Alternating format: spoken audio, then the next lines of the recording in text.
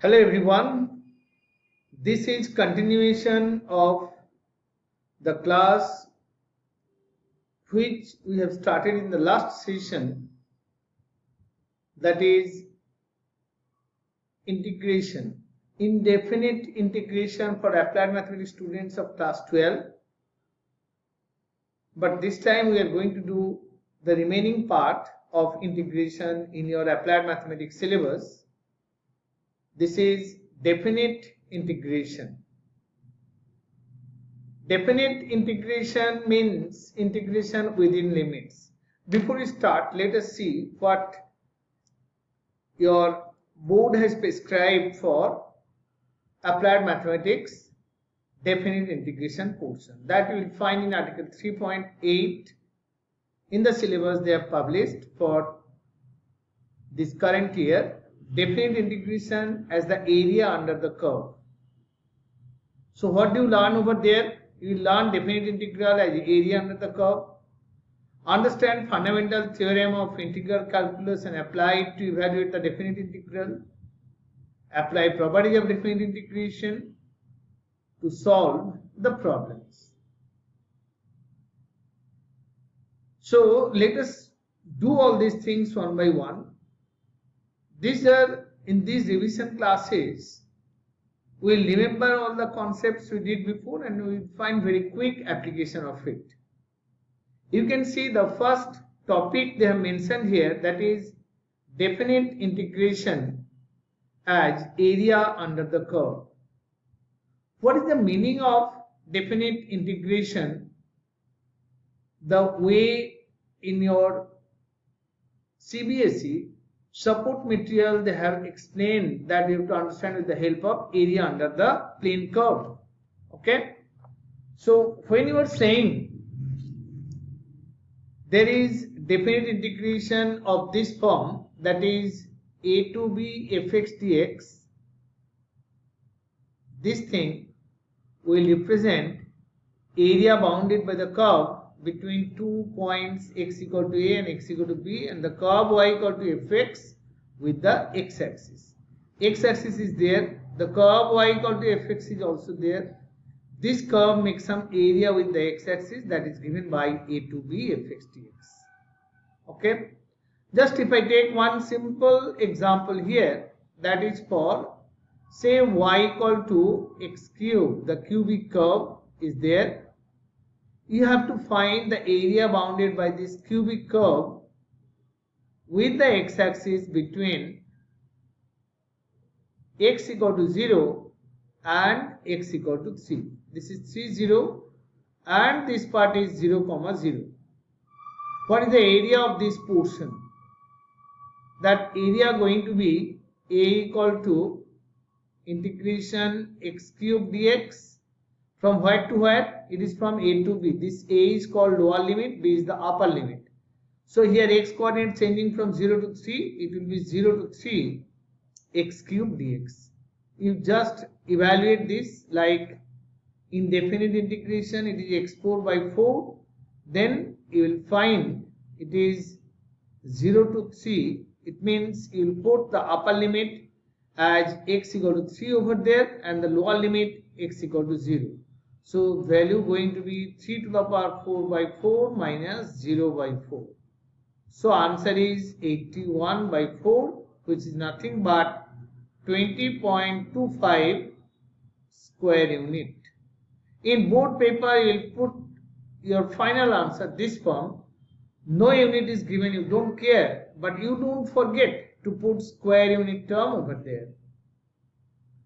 But have you seen one thing, without telling x cube dx how to evaluate, I told you the geometrical meaning of definite integration. Actually, without doing the fundamental theorem of integral calculus, there are two statements given in our syllabus, that is part theorem 1 and theorem 2. I have evaluated based on it. Okay, before that, why you are doing definite integration, that you must know. That's why in the introduction I told you it represents area under plane curve. Now if you are going to find area between two points x equal to a and some arbitrary point, take this one as x equal to x only. Then what will be the area of this portion? This region I am setting new. Area of this region going to be equal to a to x fx dx. Okay, this is meaning of definite integration. And a to x dfx, what does that x mean? X is variable. X can have value a, x can have value b, x can have any value in between a and b. So basically this a is going to be a function of x. We write ax equal to a to x fx dx. Okay. Now this is a function of x, so we will be referring this function as a new function that is called area function. So area function is a function which is given by a to x fx dx. What is the first fundamental theorem states? Fundamental theorem of integral calculus. The fundamental theorem of integral calculus states that a dash x, the derivative, this is theorem 1, is equal to fx. One can say that derivative of a to the power x equal to fx. Okay, actually you are doing nothing new over there. This ax is like primitive. Derivative of the primitive is the function fx. Then integration of a to x fx dx will be that primitive only. In indefinite integration, what you have done? When you have integrated, you founded the primitive whose derivative is the given function. Okay, is this clear what I told you? Right now you remember this ax equal to a to x fx dx and derivative of ax is equal to fx. Now then what is this? This thing is a theorem that is called fundamental theorem of integral calculus, FTIC statement 1, fundamental theorem of integral calculus. There is area function, its derivative is the function whose area you are going to find. Okay, and the second theorem of integral calculus states that if a function fx is there and its primitive is gx. Let me explain this part. You may get in your board paper one conceptual question like this: what is the relation between the function, the integrand, and its primitive? Primitive is the result you get after integration, or better to say, primitive is the function of x whose derivative is the function whose integration is being done. So let fx and gx be two functions continuous in the interval a comma b. Then g dash x equal to fx, it means gx is the primitive, and if we integrate the function fx dx between 2 points a and b, or between c and d, whatever you say, if you integrate between c and d, c d also lying in this interval, maybe c has value a and d has value b, this will be gd minus gc. This is fundamental theorem of integral calculus statement 2. Okay, all these things given in your textbook. I can revise it from the textbook here. Portion of textbook is taken here that f is a continuous function in the closed interval ab, and ax with the area function, then a dash x equal to fx for all x belongs to ab. Okay, this is area function. And the second theorem is what? If the function fx has primitive capital Fx here, that we have taken gx earlier, then integration of a to b fx dx going to be equal to fb minus fa. I mean, you write fx, then upper limit minus lower limit. Okay, so what you do there, while finding the value of this thing, you find integration of fx as fx plus c, or you don't write c over there. After that integration, you put upper limit minus lower limit. It's very easy. You have seen the example before. I'm just writing another example here. Suppose you have a function like e to the power 2x dx and it is from 0 to 1. How did you integrate? Do it by ordinary rule of integration, e to the power 2x by 2, then upper limit minus lower limit.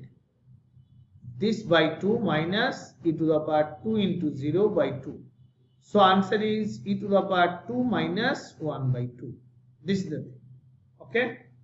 So a to b fx dx, that second fundamental theorem, when we apply, it will give us a b minus a. Functional value of the primitive at x equal to b minus functional value of the primitive at x equal to a.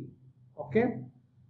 So we'll solve sums based on it. Definitely I showed you two simplest examples which you might have done before, and if there is a scope, we'll just let us take another example. Suppose you are integrating log x dx or x. Okay, take log x only, it is from 1 to e. How do you integrate? You integrate this like integration by parts. You can do it separately also, that log x dx by parts. If you apply here, log is the first function, no second function is given, we will take 1 as the second function. So integration of this is log x, this is dx minus derivative of log x is 1 by x, integration of dx is x dx. Minus dx, this is equal to x. So this you will substitute here, x log x minus x from 1 to e. Then put x equal to e first. E log e minus e minus 1 log 1 minus 1. Log e ka value, what is the value of log e? Log e ka value is 1. So e into 1 minus e, you all understand, log e is 1 because base is e over there. So e log e plus 1, answer is 1 over there. Okay. So you understand how to evaluate definite integration. You are practicing, you know it very well.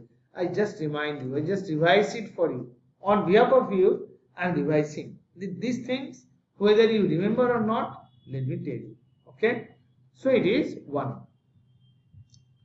Now, definite integration, sometimes it will not be a very simplified form as I showed you there. There may be complicated functions. There you need to substitute and then integrate.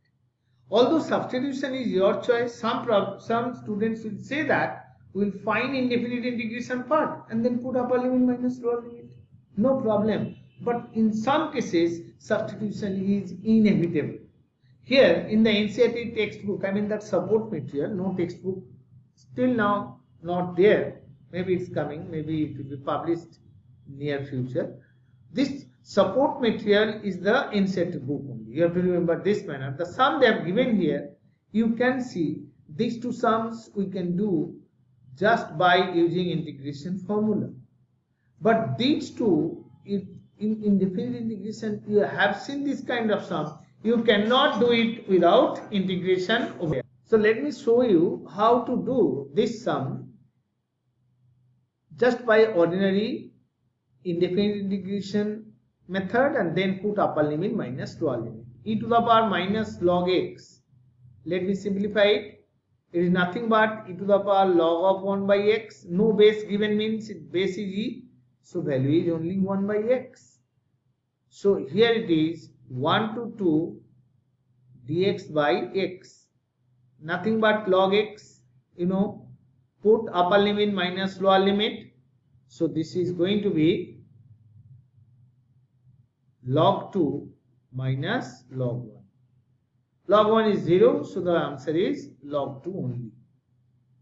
It's okay? You all understand? Value is log 2.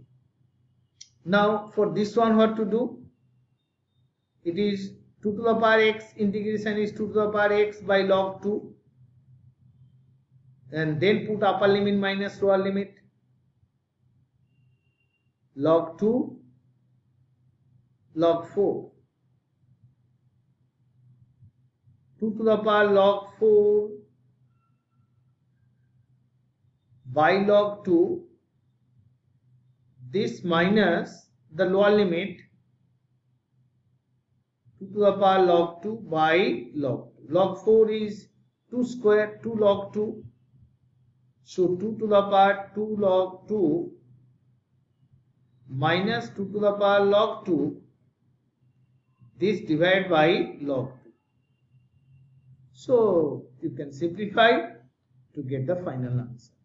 So these two sums we have done just by using the indefinite integration method and then by putting upper limit minus lower limit.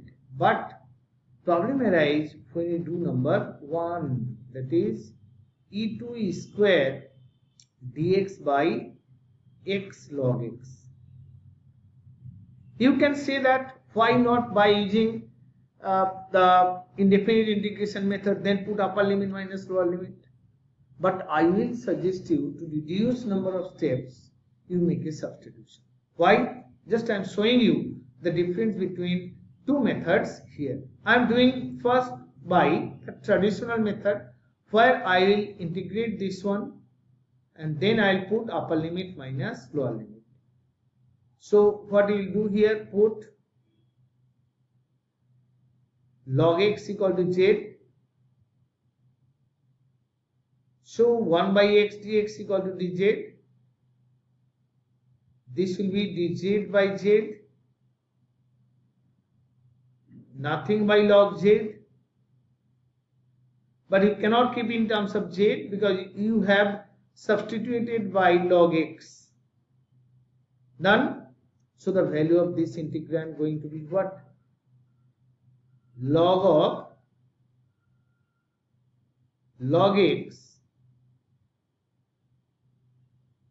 then upper minus lower, it will be log of log e square minus log of log e. This is nothing but log of 2 log e base e. No base is given means this base is e, this one also e. So I am writing log 1. Now this is log 2, log e base e is 1 minus 0. So answer is log 2 only. Alright. So the value of this definite integration e2 squared dx by x log x is going to be log 2 only. Alright. All of you understand? But this is by traditional method. What you did there, you found the value of indefinite integration part and then putting upper limit minus lower limit. But at the same time, can't it be done with easier method? I am discussing the alternative method here. What is that? Here you put log x equal to z. What you did there? So differentiating it is 1 by x dx equal to dz. So what you did there? You are taking a new variable. Better you make the whole integrand in terms of new variable. What does it mean? You change all the limits over there. I mean lower limit, upper limit. That was in terms of x here. Let us do it for z. So when x equal to e, z is log e, that is 1. When x equal to e square, z equal to 2 log e, it means 2. Now what is the integrand over there? I. The substitution you made. This e will go now because e was for x. Now it will be for z. So put 1 over there and then e square also will go, replace it by 2. So the answer going to be dz by log z. Okay? Because log x equal to z. So, no, not log z, it is just z. dz by z the value is log z. This is like previous one. At least you have reduced a few steps over there for integration. This is log 2 minus log 1. The value is equal to log 2. Okay. Similarly, when you are doing this integrand, x by 16 minus x4, here also I am just showing you first few steps, then you can do it. Put x square equal to z. Therefore, 2x dx will be equal to dz. So I going to be changed to what? When x equal to 0 for lower limit, z is equal to 0. When x equal to root 3, z is equal to 3. So this will be I equal to 0 to 3. X dx value is dz by 2, 16 minus z square, because you have taken x square equal to z. So 1 by 2 outside, 0 to 3 dz by, all of you remember the formula, 1 by 2 a log of a plus x by a minus x. You substitute there and find out the answer. Okay, all of you understand? So a sum can be done by substitution. Some can be done without substitution also. After finishing these 4 sums, you will decide which one is more convenient for you. Okay, like when you are doing number 5, if you don't need to, if there is no need to substitution, don't. This one you can do without substitution. You just rationalize the denominator, multiply by root x plus 1 plus root x, both numerator and denominator. It will be x plus 1 minus x dx. So answer will be 0 to 1.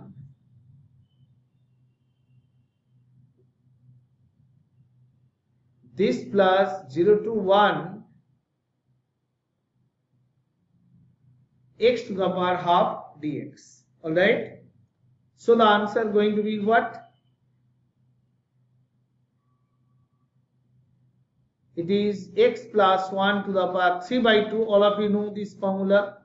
This divided by 3 by 2 and 0 to 1. This one also x to the power 3 by 2 by 3 by 2, 0 to 1. You can complete the sum after this step. But here you need to put 1 plus e to the power x equal to z dot z square. Here you use by parts, then upper limit minus lower limit. This one is a standard integral. Here you use the standard integral and then put upper limit minus lower limit. How to do number 9? Before we do number 9, I will remind you the formula for root over x square plus a square, which we did in integration by parts. It is x root over x square plus a square by 2 plus a square by 2 log of mod of x plus. Alright. So if there is a chance of applying the formula, you don't hesitate. Just use the formula and then put upper limit minus lower limit. This I am showing you. It is x root over x square plus 9 by 2 plus 9 by 2 log of x plus under root x square plus 9. Then you put upper limit minus lower limit over there. Sum will be done. Okay, I am not going to do this sum now. I think all of you are able to do it. Now, definite integration question can be asked from partial fraction also. You all can see that this number 10 is based on partial fraction concept. Okay, but before partial fraction, we will make a substitution, we will change the limit and then apply partial fraction. So, let us start number 10. We make a substitution, let tq equal to z. Therefore, 3t square dt equal to dz. Now change the limit. When x equal to 0, z equal to 0. When x equal to 1, z equal to 1 cube, that is 1. So I going to be what? See, 3t square dt is given there directly. Limits we have changed. Basically, it is the same because the value of z and x are coincident. That x equal to 0 gives us z equal to 0, so it will be 0 only. And x equal to 1 gives z equal to 1, so it will be 1. But you have shown your effort that you can do it by using substitution. Change of limit is not a problem for you. You have not copied from anyone. Okay. So people will have trust on you then if you show all these steps, and you have to show. 3t square dt is what? It is dz by 1 plus j into 2 plus j. You all know how to use partial fraction for this. Use it then for every part. And some of you can do it mentally also. It is 0 to 1 without using partial fraction. Some of you are able to do, I know. Just see, when the difference is 1, difference between these two is 1, we simply write this as 1 by 1 plus z minus 1 by the second factor. So you write dz by 1 plus z minus 0 to 1 dz by 2 plus z or z plus 2, whatever you say. So this is log 1 plus z. You know how to evaluate? Upper minus lower, and this is log. I am putting these two together now. If you put 1, it is log 2 minus log 3. This minus log 1. Log 1 is 0 plus log 2. So answer is going to be 2 log 2 minus log 3. Okay. So you all understand how to use the definite integration fundamental theorem to solve the values of definite integration problem given in your textbook. Thank you. See you again in the next video, where I am going to explain properties of definite integration, what is there in book syllabus, what is not there, that I will explain. Okay.